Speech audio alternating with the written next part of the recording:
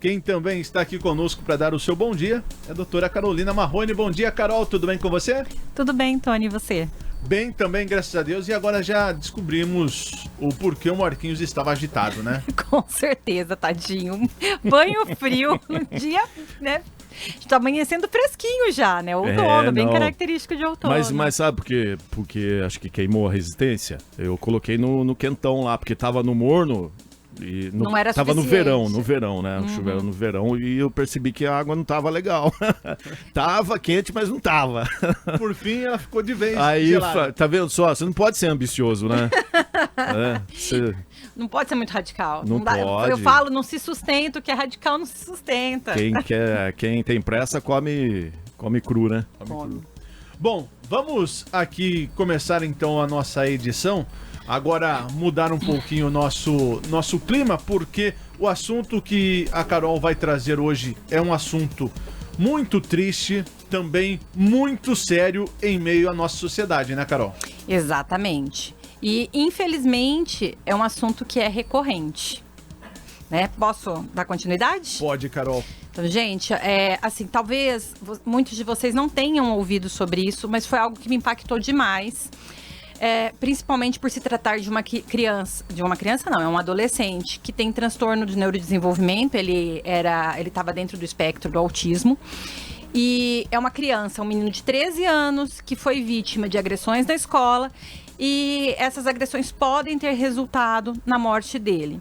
Né? Não só as agressões, mas erros sucessivos em relação aos cuidados médicos, né? Podem ter levado a isso. De qualquer maneira, houve uma agressão e uma agressão séria, e eu acho que é importante a gente falar sobre isso. Carol, só pra gente dar um contexto em toda essa situação que você vai comentar hoje, o menino Carlos Teixeira, ele havia terminado de completar 13 anos de idade. Ele fez o seu aniversário no dia 7 de abril, 2 dias antes dessas agressões que ele, infelizmente, sofreu na escola de ensino fundamental, professor Júlio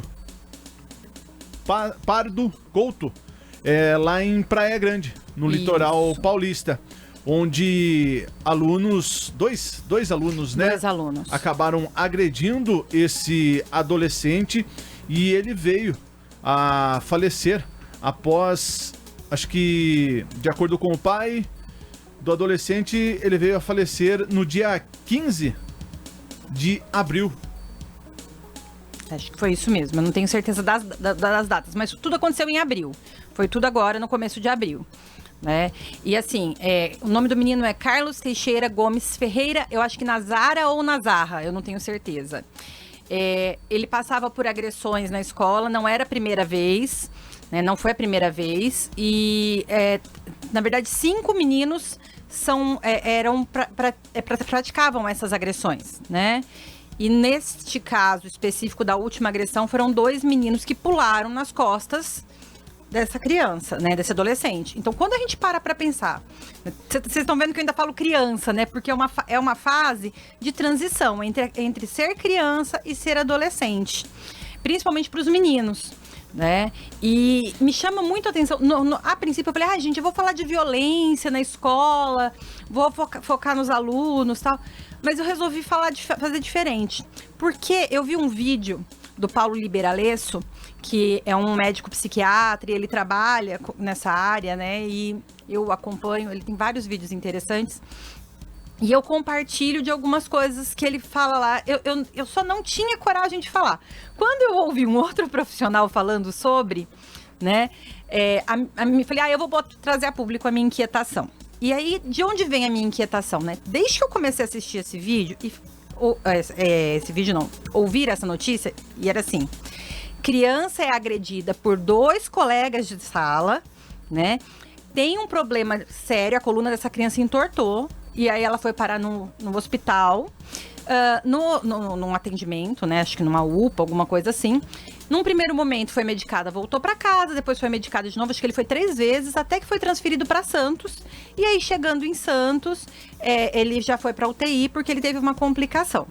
né, relacionado à parte pulmonar. Ele tinha muita falta de ar, ele se queixava de falta de ar o tempo todo. Então, qual era a primeira coisa que apareceu assim? Gente, como é que meninos de 13 anos, dentro de uma escola, praticam uma atitude desse tipo e nada é feito? Né? Nada foi feito, porque assim, não era a primeira vez. E como é que os amigos, os colegas não fazem nada? Aí eu fiquei pensando, falei, tá, que tipo de educação nós estamos oferecendo para os nossos filhos? Para esses alunos que chegam na escola? Porque não é função da escola, né, ou só da escola, melhor dizendo, ensinar civilidade. Não é função apenas da escola ensinar para essas crianças respeito ao próximo, gente. Isso vem de casa, né? E está se tornando frequente. A gente vê aí a questão das agressões até mais graves nas escolas, né? A gente teve um período de pânico que a gente viveu. E eu fico me perguntando, tá, enquanto pais, que exemplos nós estamos dando? Nós estamos nos colocando enquanto figura de autoridade, ensinando para essas crianças, né, o que é uma figura de autoridade para validar a escola. Começa daí. Né? E depois, nós estamos dando modelo e aproveitando as oportunidades para conversarmos com os nossos filhos e trabalharmos questões que são importantíssimas, que não surgem do nada. As crianças, elas não vêm pré-programadas. A gente ensina para elas. Ah, mas eu ensino. Mas deixa lá na frente do computador, na frente do celular, vendo vídeo no YouTube e em outros canais que falam sobre agressividade, que falam sobre violência, que incitam isso. Gente, calma aí. Né? Se eu permito isso, isso vai se tornando natural para o meu filho. Né? Imaginem o seguinte, quantas coisas a gente vive no nosso dia a dia que pra gente é natural e aí alguém vem e fala pra gente assim, mas eu faço diferente. E isso tem um jeito diferente de fazer? Né? A gente só vê o jeito diferente de fazer quando alguém traz pra gente isso. Não é diferente com uma criança ou um adolescente que está em desenvolvimento. E a gente sabe que os algoritmos, eles são cruéis. Eles trazem pra gente aquilo que a gente demonstra interesse. E tanto pro lado bom como pro lado ruim também, né? Exatamente. Meio que colado ali, né? Exatamente. Então, assim, se por algum motivo eu vi alguma coisa relacionada à violência, conteúdo, mais de uma vez, né? Conteúdos associados a isso vão ser apresentados para mim. E aí eu tenho que ter cuidado. E aí entra o pai e a mãe nessa questão de conversar e discutir sobre isso. Não é questão de proibir. Não vai ver, né? Nossa, filho, isso que você tá vendo é grave, né? Eu não gostaria de ver meu filho fazendo isso. Como é que a mãe desse menino vai se sentir? Então vamos aproveitar a oportunidade dessa criança que sofreu uma agressão na escola, uma agressão grave, independente se foi a causa final da morte ou não, né? E vamos discutir com os nossos filhos o que é aceitável. Porque a gente está entendendo que violência é aceitável. A gente está entendendo que por ser diferente, por ser diverso, a gente pode tratar de uma forma violenta, a gente pode massacrar, né? E cadê ensinar o cuidar? Né? O que eu quero para o futuro da nossa sociedade? O que eu quero, né? Porque, gente, assim, eu tô tão nervosa, eu tô tão indignada que as palavras não estão saindo, né? Mas assim, a gente tem guerra no mundo inteiro aí, né? O Oriente Médio tá pegando fogo lá. A gente tem a Rússia e a Ucrânia que estão se destruindo. Esses dias eu vi uma notícia de 14 crianças que foram mortas. Foram encontradas em um fosso, né? Gente, é horrível quando você para pra pensar. Mas em situações como essas, lógico que nada justifica, né? Em ambiente de guerra e tal, a gente tá consciente de que podemos encontrar qualquer tipo de situação, né?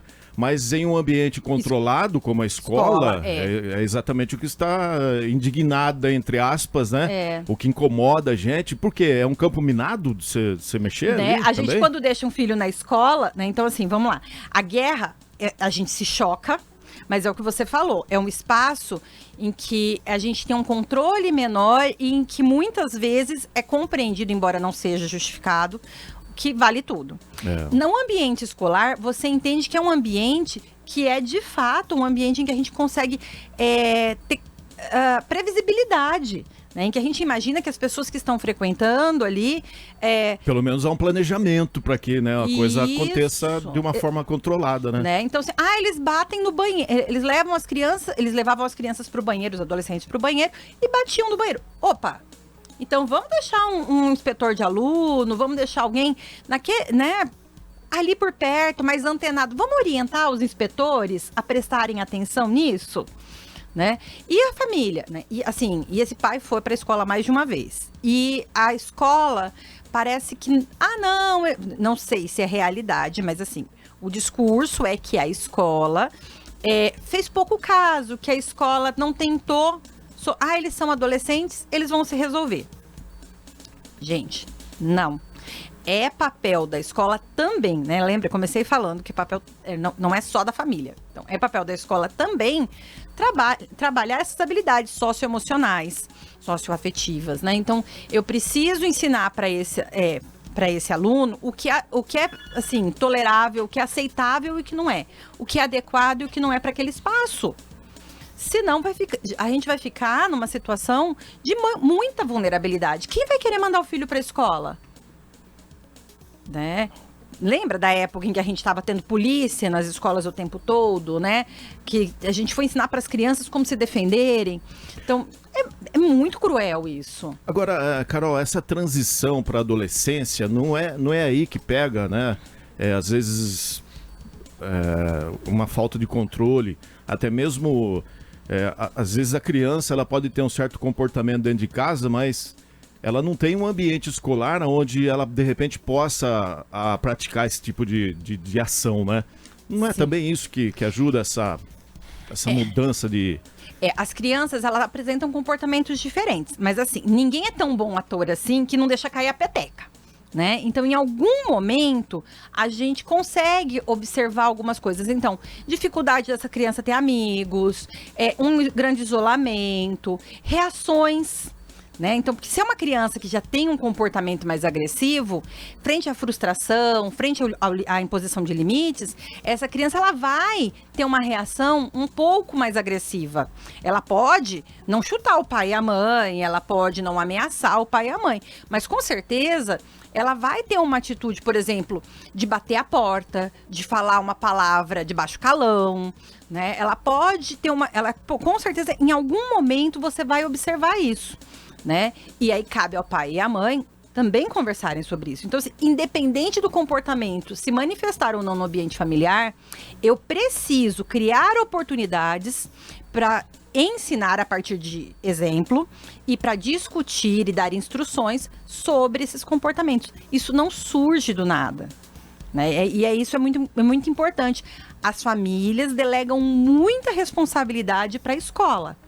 Eu entendo que, neste caso, a escola tem a parcela de responsabilidade dela, mas os pais também têm sua parcela de responsabilidade, né, ao não ensinar para essas crianças o respeito ao próximo, o respeito ao outro, né? Eu ensinei. Gente, eu até entendo que houve uma tentativa de ensinamento, mas assim... Ela não foi concluída. Não foi. E não foi bem sucedida. Então, assim, eu tenho também que buscar formas de saber se aquilo ali tá funcionando ou não. Eu instruí. Instruiu como? Você viu o resultado? Teve um retorno daquilo? Que muitas vezes... Tem gente que fala o mundo vai ensinar, né? Mas às vezes o mundo pode ensinar. O remédio é amargo, né? E o mundo pode ensinar errado, né? Exato, é o exemplo, Marquinhos, que nós tivemos aqui ontem. O Teteco com o projeto dele. Os Meninos do Futuro. Ele falou que pro garoto estar ali com ele, treinando futebol, podendo disputar, podendo ser convocado, vai de fatores. Desde o comportamento em casa, com os pais, as notas na escola e também se houver desrespeito durante o treinamento com o treinador ou com os amiguinhos, tá fora. É perfeito isso, né? Porque é um conjunto de fatores. Exatamente. Não adianta eu ser um ótimo jogador de futebol, mas eu não conseguir viver coletivamente. São as regras, né? Foi o que ele mencionou, né? Eu não quero ter um ótimo jogador de futebol, eu quero ter uma pessoa com caráter. Exato. Com educação. Então, o esporte, né, ele é uma boa via para a gente trabalhar isso, essa formação do indivíduo, né? Eu acho que é fundamental a gente pensar em parcerias que ajudem isso, mas a família tem muita importância, tem muito peso, né? Então, assim, eu não ensinei meu filho a bater, eu não ensinei meu filho a ser violento, mas você colocou limites para ele? Você ensinou para ele onde é o limite? Também não é questão também que na escola existe lógico que tem que ter a cobrança, né? Porque senão a pessoa não aprende, né? Fica ali fazendo corpo mole e só acaba atrapalhando os outros, né? Mas também não existe essa questão de existir uma cobrança muito forte ali, né? E que às vezes, que nem no caso, quando a criança vai para um jogo de futebol, é porque ela gosta, né, do que tá fazendo, de praticar o esporte e tal.